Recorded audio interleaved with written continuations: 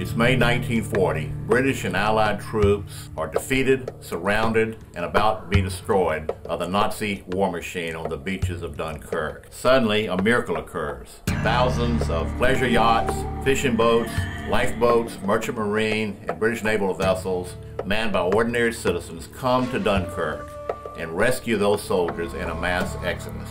Total disaster has been averted by bold leadership and ordinary citizens answering the call to Dunkirk.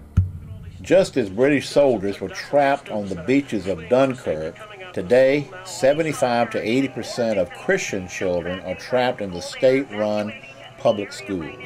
The glamour and apparent power of politics attract conservatives. But the driving force behind politics is culture, and culture is shaped by how we're educated. So why should we be surprised that we're losing culturally and politically when we continue to offer up our children as living sacrifices to the Moloch of government schools? With our children under government control, the left knows that to win, all they need do is bide their time. From kindergarten to 12th grade, children spend 14,000 seat hours in school. Whoever controls those 14,000 hours controls our children's worldview.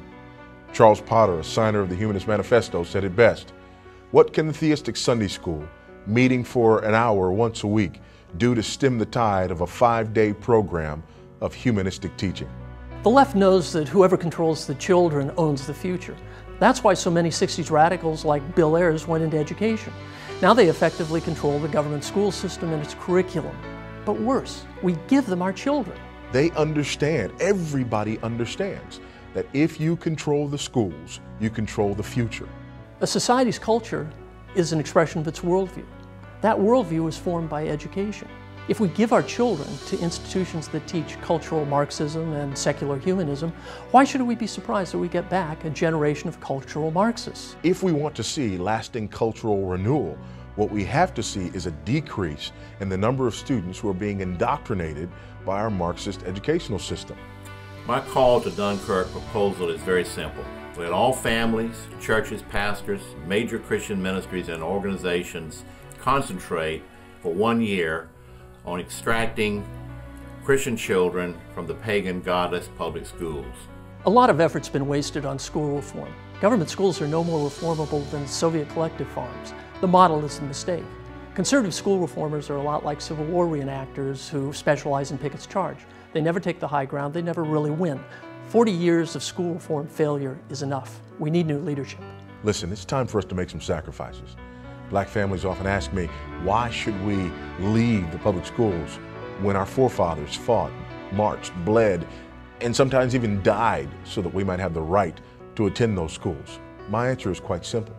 Our forefathers marched and bled and even died so that we would not have to accept the kind of inferior education that is currently inflicted on many minority students. If you ask me, we need to march some more.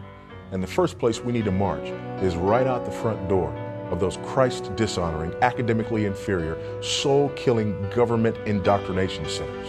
If we do not act now, I do not think history will be kind to Christian ministries and their conservative allies. History will say we played politics, lobbied unresponsive politicians, and ignored our children when we had the power and resources to save them. Rally your troops, get your vessels ready, and answer the call to Dunkirk. The future of America depends on it. Exodus Mandate is a Christian ministry to assist and encourage families to leave behind the government school system, or as we sometimes say, Pharaoh schools, for the promised land of Christian schools or Christian-based homeschooling. Additionally, it's our prayer and hope that a fresh obedience by Christian families in educating their children according to biblical commands will prove to be a key for the revival of our families, our churches, and our nation. The scriptures unambiguously teach that the education of children belongs to the family with assistance from the church, not government, particularly at the K through 12 level.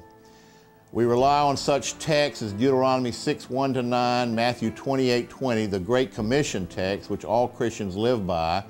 The second portion, verse 20, Jesus said, teaching them to observe all that I've commanded you.